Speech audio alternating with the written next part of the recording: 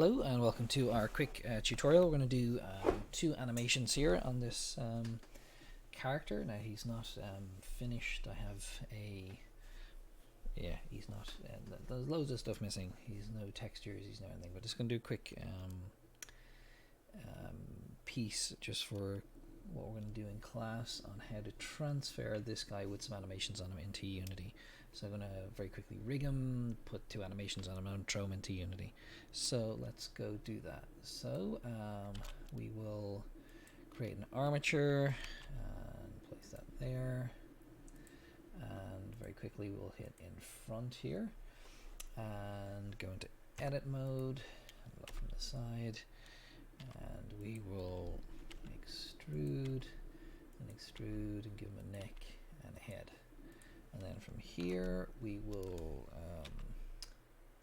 let's turn on my shortcuts here. So we're going to press I'm going to turn on X mirror axes, and Shift E will give me an extrusion out on both sides, and we're going to go E and E and E, and then fix these in the profile. So and then we'll take this guy here and we will Shift E again, give him some hips, and we'll give him a little toe, and there we go. So that's all we're going to do. Really simple stuff. So we're going to call this, I don't know, troll rig.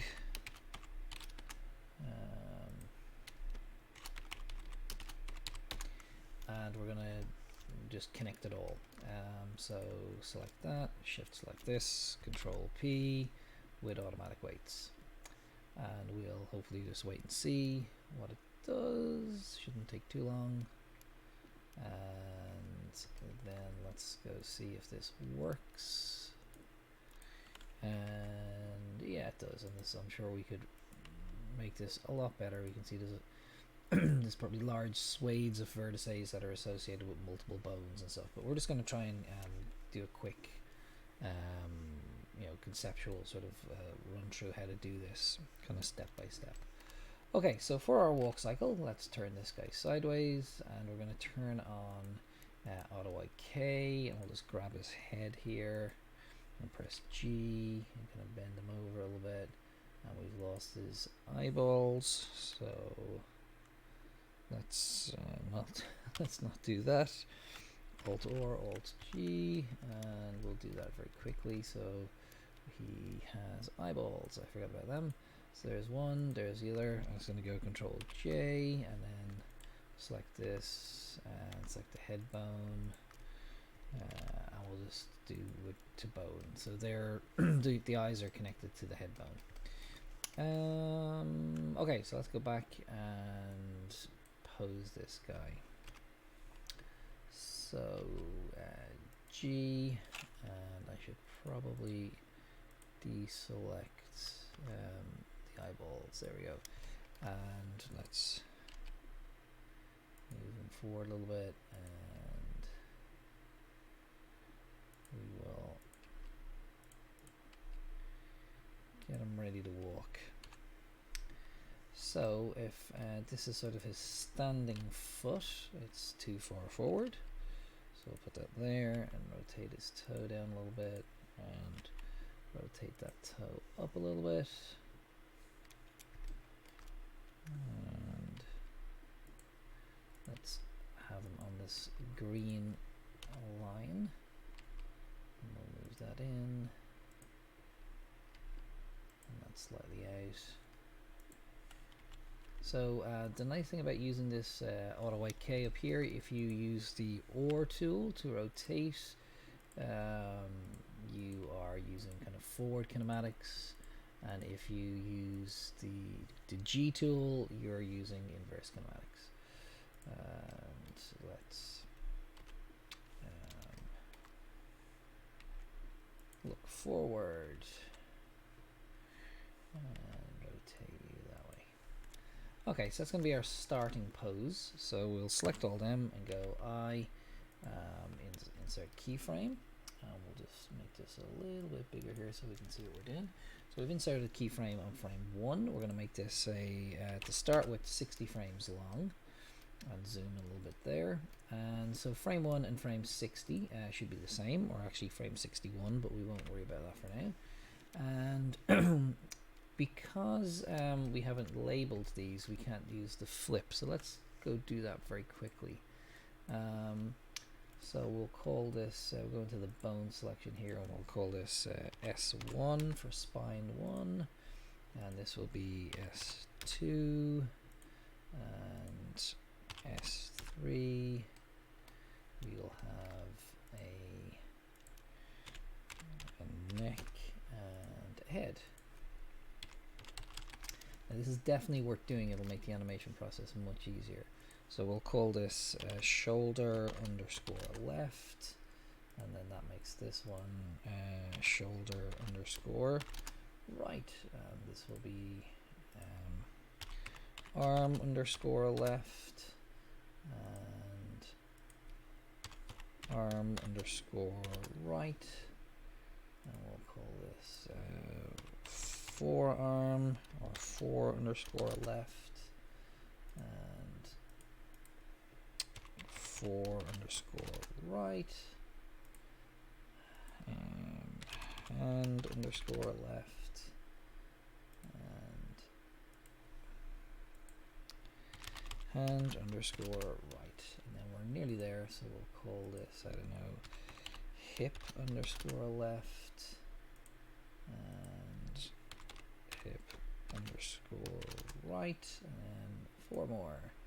So this will be the leg underscore left, and leg underscore right, and then shin underscore left. Oh, I forgot I have feet to do as well. And shin underscore right, and we'll call this foot underscore left, and foot underscore right. Okay, so that's definitely worth doing, even though it took a couple of minutes. Why was it worth doing? Because we can do this. So we can select all this, and we can go pose, copy pose, and then we can just jump to frame number 30 here, and we can go pose, paste, flipped. And we've got a full kind of reversal of that, and then we can insert a keyframe. And go File, Save. Okay, now that animation there is just him skiing, which is not what we want. But somewhere around the middle of this section here, so this is his standing foot, so he's going to lift this guy over here. So kind of early on in the process, we are going to have him step by. So let's lift this leg up here, rotate it back, maybe give a little bit there. Now he still has to have all his weight over here, or bad things will happen. So we'll and then we will go G, and we'll have that to curve in a bit, and have that arm come in. Again, we still want them sort of looking forward. The one thing we want to do here is I want to make them, I'll take those 3 bones there, and I'm just going to lift them up a little bit. I'm going to do the same with this. So he should get taller. So there should be kind of lateral movement left to right as you transform, or transfer your center of gravity from left to right. But he should get taller and smaller as he kind of steps up and down. So I'm going to select all them, insert keyframe there, and again use the same technique. I'm going to go copy pose, and then somewhere around here we're going to go pose, paste, flipped, and then insert keyframe on that. And then this is our our walk cycle here, our big heavy troll, big ponderous step as he walks forward. So that's going to be our walk cycle. Far from perfect, and I should have to tweak the toes and have a whole bunch of stuff to do, but just as a general sort of basic sort of walk, that's not too bad. in reality he would topple over. But he's a fantasy character, so we can get away with murder, literally. Okay, so that's our walk cycle, and now I'm going to put in one more animation, and I'm going to have him hit somebody or like strike out. So I'm going to take frame 60 here, and I'm going to just advance myself to frame 70. So I'm going to start fresh and insert keyframe here, and I'm going to have this sort of a attack or this hitting last maybe 20 frames, or say, let's say 30 frames up to frame 100. So I want to start and end on the same frame. So same again, so insert keyframe here. So that's my starting point. So I very quickly want to get myself to a kind of a ready state. So we'll say about 77. We're going to bring this foot in and rotate the toe down and bring this foot back a little bit. Rotate the foot up. I take this here, go or and G, so he's sort of straightening himself, ready for action. Okay, we'll look at that from the front, and we'll straighten him up a little bit. Okay, and we'll save that. So we've gone from this position to we straighten it up, and then so we need to sort of rewind, if that's any. So we need to sort of pull back as if we're gonna hit something. So we're gonna go lean back. I'm gonna take our spine here, and from the top I'm gonna rotate it backwards and move this arm back, and then the hand. We're going to lift this up, so we're going to use forward kinematics, and I'm going to rotate this and rotate that. I'm getting it ready for a swipe, and in terms of his head, he should still be looking forward at what he's going to hit, so he's all ready to hit as a swipe there. So we'll lead him up, exaggerate it even more. And we need to get that hand out of his body. So we're finished our walk cycle. We stand up and we lean back, and maybe he needs to get a bit lower. So we're going to take these two. I'm going to get some energy into it. Maybe even go back a little bit. Select everything, so he's up, and then he's going to slap forward, so about, that'll be quite quick, about 90 I'd say. So at 90 we want to again rotate him forward, rotate this shoulder forward, and take our hand here and stretch it right out. We want to rotate our head. Just rotating that on Z so we can see what we're doing. And we'll rotate this.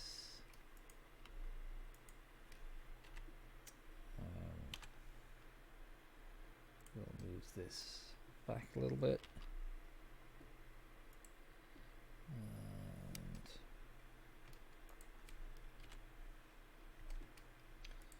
Take these guys here and move him, and that one, and move him forward. Can I move him forward? No, I cannot move him forward. Let's move him forward.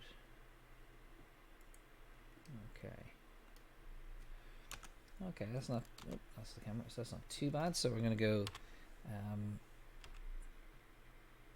remember that. So we've gone from this pose to we go up and swipe, and then around 92 our hand, even though our body is moving backwards, we should use some forward kinematics. Oops, so that should kind of swipe that way. while the rest of us are kind of when he's going back. So he should swipe and then come back. Okay, so again, not perfect, but going to give you the idea of how it should look roughly. So let's play this from start to finish, and we'll see what we've got. So he's walking along, and then boom. Now we're going to look from the top. I'm going to look at this in terms of collision. So where my mouse is where he's kind of going to hit. So if we put a collider at the end of his hand, it'll actually be quite effective. Like, so he'll hit a decent space in front of him. So we can effectively use a collider or a trigger on his hand in Unity to that end. Okay, so far from perfect, but just give you an idea of how we would set him up. So we'll stop the animation there, and we'll save our non-player character as a blend file, and then we're going to export this to Unity. So we're going to go File, Export FBX, and we will just throw this onto my desktop here, and I'm going to call this non-player character is not a bad name. I'm not going to go actually, let me just cancel here for a second, and I'm going to do selected objects because I don't want the camera. So we've got our eyes and our mesh, but not the camera, not the lights. So we're going to go File, Export FBX, and selected objects, non-player character, onto my desktop, and export. And he's about 90,000 verts, so probably about 20,000 or 50,000 too many for what we've got. But anyway, he'll do. So save that again and minimize that. And where is Unity? On my other screen. There is Unity. Okay. So this is what we had made earlier. It was one I prepared earlier. So we've got our environment. So in our FBX folder, let's import a new asset from our desktop, and it is non-player character. Now I'm not going to do any scripting on this. I'll do that in the next video. What we're going to do here is simply set up the animations. So the characters come in, and he's got all these different bits, all poorly named, as you can see here. I should go back to Blender and fix them. We can have a very quick look at the character here, but nothing to see really. He's got materials, but no materials, so again, he's not finished. So we go to animation, and we can see here that we've got, if we look quickly at him, if we press play, all of the animation has transferred, but it's all in one continuous animation, which is how we made them. So Unity is just reflecting that. So I'm going to rename this. I'm going to call this walk, or troll walk, and I'm going to end it at 60 because that's what we had. And the walk should loop. So now I should be able to press play, and he should walk along like a big old troll. And then if I want to add in another animation, I'm just going to hit plus here, and I'm going to call this troll attack, and we're going to start this at frame 70, and it's going to end at frame 99, and that one I don't want to loop, so he hits out. Okay, so there are two animations. So let's have a look at how we will deal with them, how we will make them work. First we need to apply them, so it's going to slink down here and hit apply, and you'll see that those two animations have appeared over here. Now I don't have an animation folder, so let's go do that. Let's create a folder, and we'll call it animation. And we're not actually going to put the animations in here, but what we are going to put in here is the animator controller. So I need to have some device that controls these animations and tells Unity when to play them, how to play them, under what conditions, etc. So that's an animation controller, and we're going to call this troll control.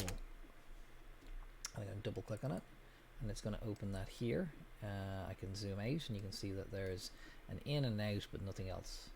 So I'm going to open this and I'm going to drag in my attack and my walk. So this is now these are the animations that I'm going to use.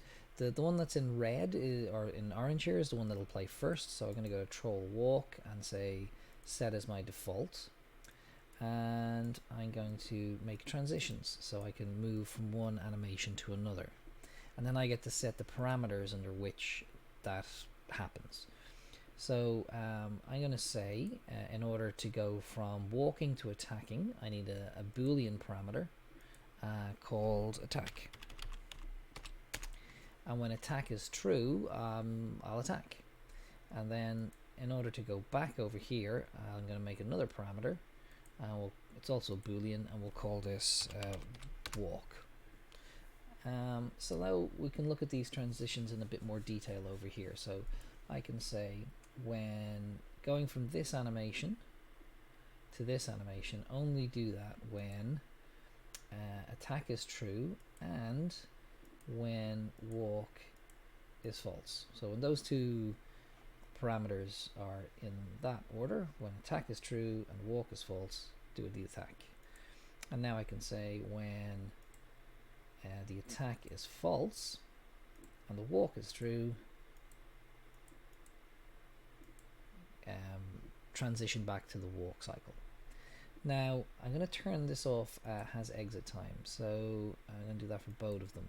Has exit time means that it will play to the end of the animation before transitioning into the next animation. Sometimes you want that to happen, like if you have an you want to interrupt an animation, say, but there's quite often you don't. If you had an idle cycle, for example, where the character was just idling, standing still for X number of seconds, you don't want to wait for another 10 seconds before the character starts to walk or respond to input. So this will play all of the animation before transitioning, so I normally turn it off except in certain circumstances. Okay, so that's all I'm going to do in this tutorial, because we are 22 minutes in. The next thing to do, and it's not that complicated, is we need to create a script, and the script will go onto the character, this non-player character, and it will oh, we have some scale issues, that or a frightening game. So let's scale him down to 0.5. Still probably frightening at 0.5. So in our next tutorial, what we'll do is we will set this guy up. We'll give him physics. We'll give him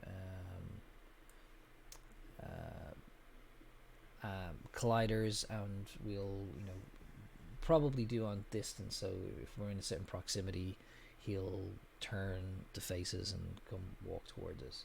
So we'll just save this scene here. So we'll save that, and I'm going to hit play here, and we're just going to have a quick look at him.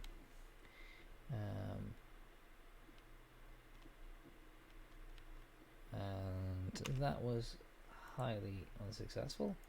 So these are my walls here. They don't have a collider, so physics mesh collider, and the floor collision. Okay, so let's try that one more time.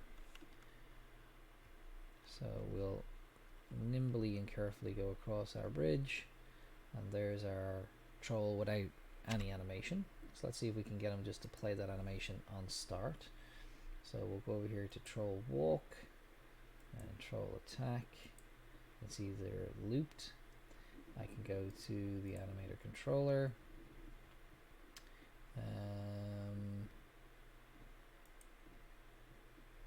Now let's see what we can do here.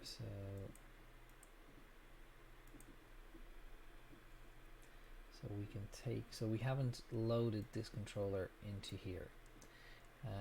So now that we've associated that controller with the non-player character, on start, on enter, he should play the walk cycle. And because we've told it to loop, it should play it continuously. So there he is having a walk.